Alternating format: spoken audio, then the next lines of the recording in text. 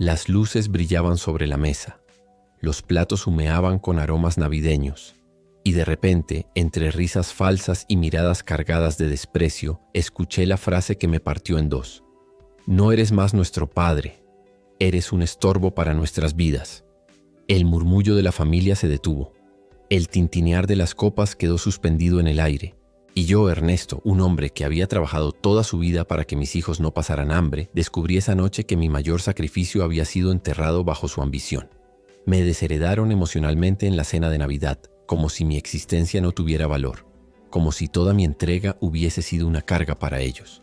Lo curioso es que nadie sabía que yo también guardaba un secreto, un sobre sellado que cambiaría esa velada para siempre. En ese momento, mientras mi corazón latía con fuerza y mis manos temblaban, entendí algo claro. Ellos pensaban que me habían destruido, pero lo único que habían hecho era despertar a un hombre dispuesto a darles la lección de sus vidas. Y antes de contarte cómo un padre humillado convirtió la Navidad en la noche más oscura de sus hijos, te invito a dejar tu comentario abajo contándome si alguna vez has sentido que alguien te dio la espalda cuando más lo necesitabas. Suscríbete al canal y dale like al video, porque lo que viene a continuación es una historia de traición, justicia y una venganza tan silenciosa como devastadora. Esa noche, entre luces de colores y villancicos, mis hijos creyeron que yo me quedaría callado, pero lo que no sabían era que mi silencio era el preludio de su peor pesadilla. Mis hijos, Marta y Julián, estaban sentados frente a mí. Sus rostros iluminados por las luces del árbol parecían fríos, distantes, como si en lugar de un padre, tuvieran ante ellos a un extraño. Marta fue la primera en hablar. Con voz cortante me dijo que yo había sido un fracaso, que nunca les di lo suficiente, que cada decisión de mi vida había sido un error. Cada palabra caía como un martillazo en mi pecho. Recordaba las noches en que me quedaba despierto hasta tarde, trabajando en doble turno para pagar sus estudios, las veces en que renuncié a mis propios sueños para que ellos pudieran perseguir los suyos. Y ahora, frente a la mesa llena de manjares que yo mismo había financiado durante años, me trataban como si fuera un parásito, como si mi única función hubiese sido servirlos. Julián, con una sonrisa cínica, añadió que no necesitaban un hombre débil a su lado, que ya tenían suficiente dinero y éxito para no cargar con un padre inútil. Sentí que la sangre hervía en mis venas. Mi respiración se aceleró y por un instante pensé en golpear la mesa y gritar, pero no lo hice. Guardé silencio. Y ese silencio fue más poderoso que cualquier respuesta. Los demás familiares evitaban mi mirada. Algunos inclinaban la cabeza incómodos, otros parecían disfrutar del espectáculo. Yo estaba solo en medio de mi propia familia, condenado en un juicio sin defensa. Era como si me hubieran arrancado la dignidad frente a todos. Sin embargo, lo que nadie sospechaba era que cada palabra de desprecio que recibía alimentaba mi decisión, porque yo no iba a llorar ni a rogar, no iba a pedirles amor ni respeto. Ellos habían cavado su propia tumba emocional y pronto entenderían que aquel padre humillado todavía tenía un as bajo la manga. Esa Navidad, mientras ellos me señalaban como inútil, yo comencé a escribir mentalmente la lección que jamás olvidarían. La cena avanzaba. El aroma del pavo asado se mezclaba con el del vino, pero para mí todo tenía un sabor amargo. Marta levantó su copa y con un tono burlón brindó por un futuro sin ataduras, sin lastres que los detuvieran.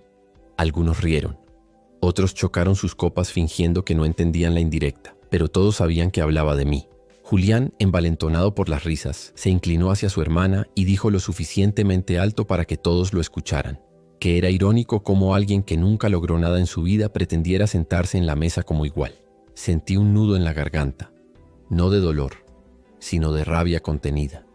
Mis manos temblaban bajo la mesa, los nudillos blancos por la presión con que apretaba los puños. Cada palabra era un cuchillo, y sin embargo, mientras más profundo me herían, más clara se volvía mi mente. Empecé a observar cada gesto, cada sonrisa soberbia, cada mirada de complicidad entre ellos. No me veían como un padre, sino como un estorbo, como alguien a quien podían pisotear sin consecuencias. Y ese error sería su ruina. Recordé los sacrificios, las veces que rechacé oportunidades para quedarme en casa con ellos, los ahorros invertidos en su educación, los préstamos pagados a costa de mi salud. Todo eso había sido invisible para ellos. Se sentían triunfadores, independientes, poderosos, pero lo eran gracias a mí. Mientras ellos continuaban con su festín de arrogancia, yo guardaba silencio. Y en ese silencio mi venganza empezaba a tomar forma. No necesitaba gritar ni defenderme. Lo único que necesitaba era esperar el momento adecuado, porque esa noche no sería yo quien saliera derrotado. Y aunque ellos no lo sabían, lo que estaba por suceder transformaría esa cena navideña en una historia que jamás olvidarían. Una historia que aún hoy resuena como un eco de justicia. Las carcajadas llenaban el comedor. Cada bocado parecía una celebración de su desprecio hacia mí. Pero mientras ellos se divertían, yo saboreaba otra cosa: la calma antes de la tormenta. Observaba sus rostros iluminados por las luces navideñas, creyéndose intocables, sin imaginar que ya estaban atrapados en una trampa que yo había preparado con paciencia. De pronto levanté mi copa y dije: «Brindemos». Las voces se apagaron de golpe, sorprendidas por mi iniciativa. Algunos dejaron los cubiertos en el plato, otros se miraron incómodos. Noté la tensión en sus ojos, como si temieran que rompiera el silencio para reclamarles. Pero no lo hice. En cambio, esbocé una sonrisa tranquila y añadí: «Este año ha sido especial, lleno de lecciones, y quiero agradecerles por enseñarme algo muy valioso». Marta arqueó una ceja con ese aire altivo que siempre utilizaba para humillar. «¿Y qué fue lo que aprendiste, padre?», preguntó con sorna. Respiré hondo, disfrutando del momento, y respondí despacio, palabra por palabra. Aprendí a ver las cosas como realmente son, y aprendí que todo acto tiene consecuencias. Hubo un silencio incómodo. Algunos rieron nerviosos, otros bajaron la mirada. Yo dejé que las palabras se hundieran en sus conciencias como semillas, pequeñas, casi invisibles, pero destinadas a germinar en forma de inquietud. Después, como si nada hubiera pasado, seguí comiendo. Esa fue mi primera jugada. No necesitaba un discurso encendido, solo la insinuación de que algo se avecinaba. Desde ese instante, ya no fueron ellos los que controlaban la cena. Era yo. Sus risas ya no sonaban tan libres. Sus conversaciones parecían forzadas. Y aunque intentaban ignorarme, sentían mi mirada clavada en ellos.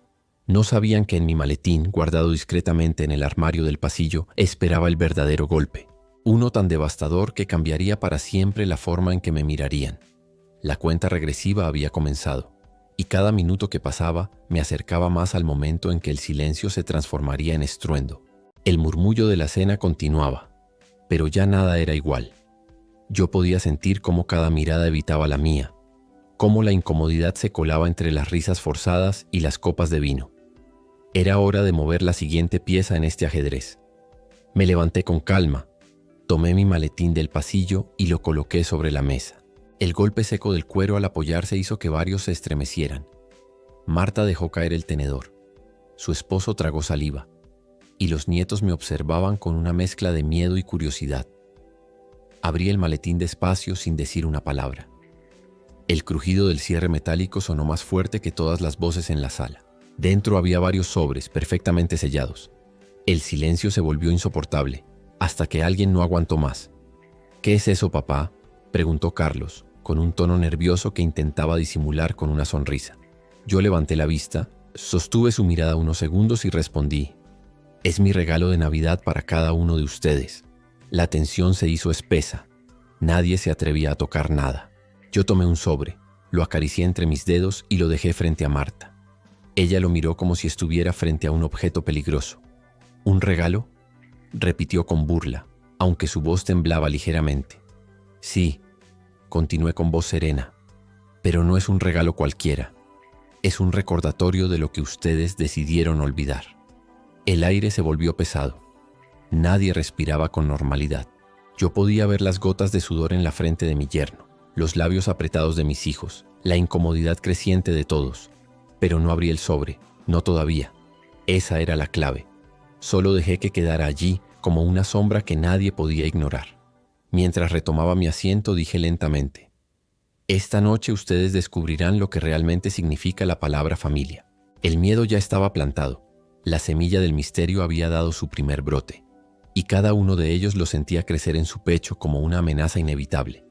Lo que no sabían era que ese sobre, y todos los demás, contenían una verdad capaz de derrumbarlos en un instante. La sala estaba cargada. El aire casi podía cortarse con un cuchillo. Todos miraban los sobres, pero nadie se atrevía a tocarlos. Yo los observaba en silencio, disfrutando cada segundo de su incomodidad. Durante años habían tomado decisiones sin pensar en mí. Ahora era yo quien dictaba el ritmo de la noche. Con un movimiento lento, tomé un segundo sobre y lo dejé frente a Carlos. El papel crujió contra la madera de la mesa, y ese simple sonido hizo que él se estremeciera. «Vamos, hijo», le dije con una calma que ocultaba la tormenta interior. «¿No tienes curiosidad?». Carlos dudó. Sus manos temblaban ligeramente. Finalmente tomó el sobre, pero no lo abrió. Lo sostuvo como si quemara. Sus ojos evitaban los míos. Marta rompió el silencio con un tono sarcástico. «¿De verdad crees que unos papeles van a cambiar algo? Tú siempre dramatizando». Sonreí. Esa soberbia era exactamente lo que yo necesitaba. «No, Marta, no son solo papeles, son verdades, son decisiones y son consecuencias». Ella se cruzó de brazos, pero noté cómo su pie golpeaba el suelo nerviosamente debajo de la mesa. Me levanté de nuevo y caminé alrededor de ellos. Cada paso resonaba en el suelo como un eco que los mantenía tensos. Me detuve detrás de Lucía, la menor, la que siempre había sido más calculadora. «Lucía», dije suavemente, casi susurrando, «¿recuerdas lo que me dijiste aquella tarde en la cocina? Que ya no necesitaban de mí, que era mejor que desapareciera de sus vidas». Ella se puso rígida. Nadie en la mesa sabía de esa conversación. Su rostro se enrojeció y desvió la mirada. «Sí, ustedes creyeron que yo estaba acabado, que podían darme la espalda como si nada». Volví a mi asiento y golpeé la mesa con la palma abierta, haciendo que todos saltaran. Pues esta noche se acabó su comodidad, porque ya no soy yo el que está en jaque. Son ustedes. Un silencio absoluto cubrió la mesa. Nadie se atrevió a responder. En sus ojos podía ver la mezcla de miedo, duda y arrepentimiento. Yo sabía que el golpe final aún no había llegado, pero en ese momento ya sentían que el poder había cambiado de manos. Mis dedos recorrieron lentamente el borde del sobre más cercano, el que había colocado frente a mí desde el inicio. Lo tomé con calma, disfrutando la tensión que ardía en cada mirada. Los ojos de mis hijos seguían cada movimiento como si de ello dependiera su destino. Rompí el sello con un sonido seco. El papel se abrió como si liberara un secreto guardado demasiado tiempo. Extendí las hojas sobre la mesa, y entonces hablé con una voz firme, cargada de años de silencio contenido. «Aquí está la verdad que tanto temían». El primero en estremecerse fue Carlos. Reconoció el logo en la esquina del documento. Un banco. «Esto», comencé señalando con el dedo, «es el registro de la deuda que dejaste escondida. $500,000 en préstamos, firmados en secreto, hipotecando mi casa sin decírmelo. ¿Y para qué? Para financiar tus apuestas y tu vida de lujo». El rostro de Carlos perdió todo color. Intentó hablar, pero su voz se quebró. «Papá, yo...». «Calla», lo interrumpí. «¿Recuerdas cuando me dijiste que ya no tenía derecho a opinar? Cuando me echaste en cara que era una carga? Pues aquí está tu verdad. Fuiste tú quien nos hundió, no yo». Marta apretó los labios mirándolo con furia, mientras Lucía bajaba la cabeza. La fachada de familia perfecta se resquebrajaba frente a mis ojos, y yo disfrutaba cada grieta. Yo sabía que la vergüenza era un golpe más fuerte que cualquier grito. Por eso no levanté la voz. Hablé bajo, claro, dejando que cada palabra pesara como una sentencia. Durante años permití que me juzgaran, que me señalaran como inútil, y todo mientras ustedes guardaban sus secretos sucios bajo la alfombra. Levanté la hoja en alto y la dejé caer sobre la mesa con un golpe seco. Este es solo el principio. El silencio era insoportable. Ni siquiera el tic-tac del reloj se escuchaba ya, como si el tiempo mismo contuviera la respiración.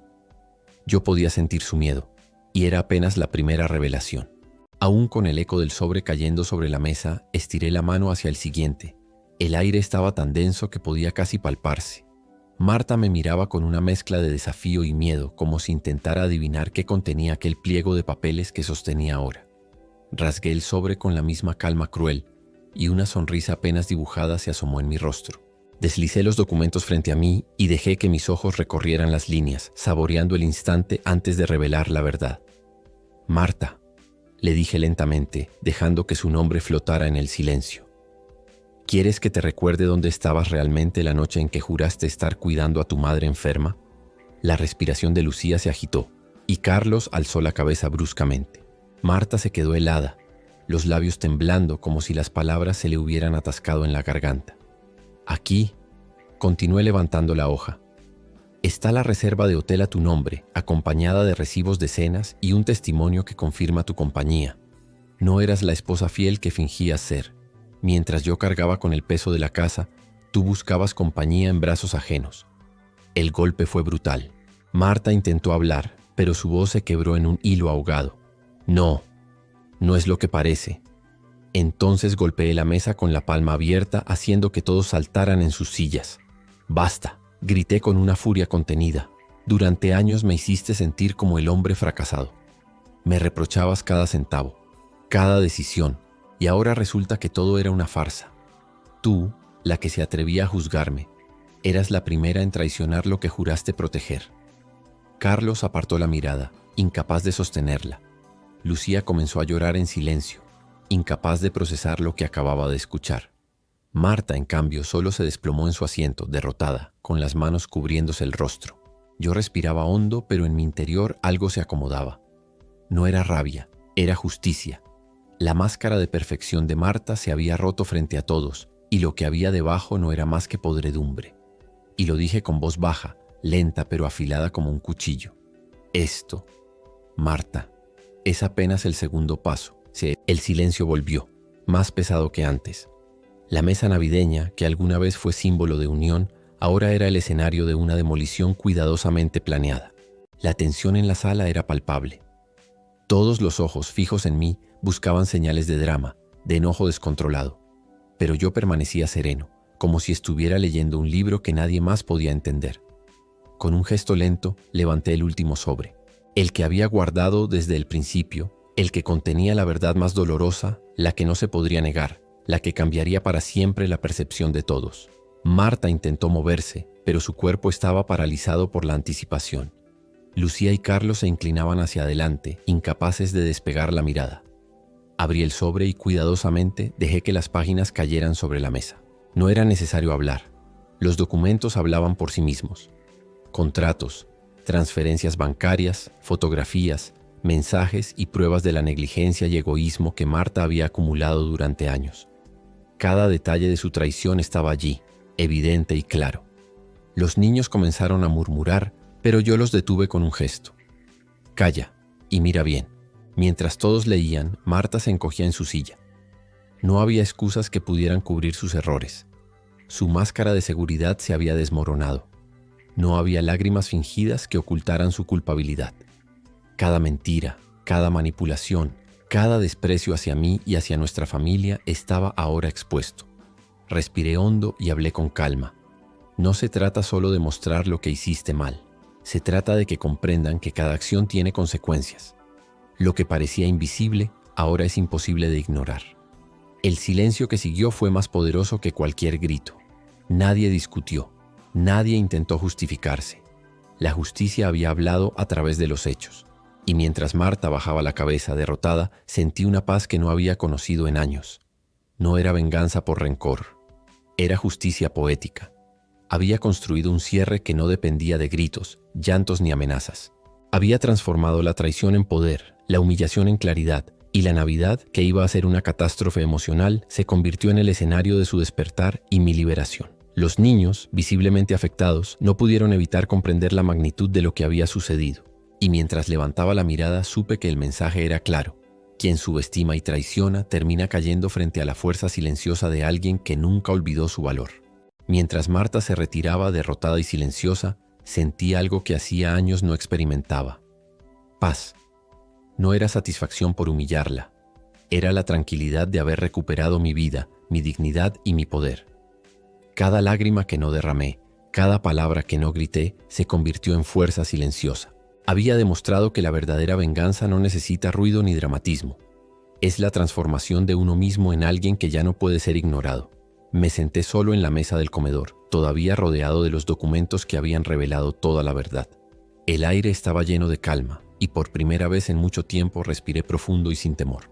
Los niños miraban con una mezcla de asombro y comprensión, entendiendo que sus acciones también tenían consecuencias y que la lección más importante no se trataba de castigo, sino de responsabilidad y respeto. Aprendí que no necesitas gritar para ser escuchado, ni vengarte para sentir poder. A veces el acto más fuerte es mantener la calma, reconstruir tu vida y dejar que los hechos hablen por sí solos. La traición puede doler, pero también puede ser el catalizador que te recuerda quién eres realmente. Si alguna vez te han subestimado, ignorado o traicionado, recuerda, tu valor no depende de que otros lo reconozcan. Construye tu futuro, crece en silencio, avanza con firmeza. La verdadera victoria es la paz que sientes cuando sabes que ya no dependes de la aprobación de nadie. Ahora te pregunto, ¿alguna vez alguien te subestimó solo para que después vieras tu verdadero poder? Cuéntamelo en los comentarios. Me interesa conocer cómo levantaste, cómo creciste y cómo te convertiste en alguien que nadie podría ignorar. Si esta historia te impactó, dale like al video, suscríbete al canal y comparte con alguien que necesite escuchar que la verdadera fuerza está en la calma, la resiliencia y la superación personal. Recuerda, el silencio puede ser la venganza más poderosa y tu vida la prueba de que ya nadie puede detenerte.